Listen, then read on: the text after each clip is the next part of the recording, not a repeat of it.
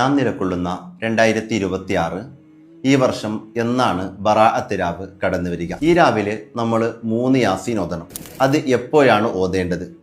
ഓരോ യാസീൻ ഓതുമ്പോഴും പ്രത്യേകമായി കരുതേണ്ടത് എന്തൊക്കെയാണ്?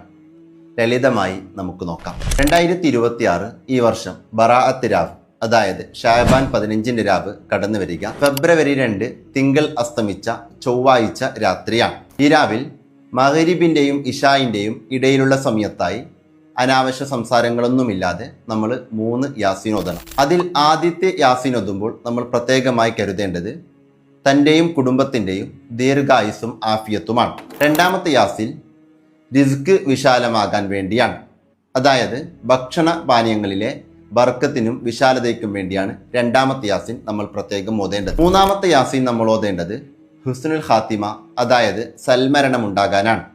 ഈമാൻ സലാമത്തായി മരണപ്പെടാനാണ് മൂന്നാമത്തെ യാസീൻ നമ്മൾ പ്രത്യേകം ഓതേണ്ടത്. ഈ 3 യാസീനുകൾ ഓതിക്കഴിഞ്ഞാൽ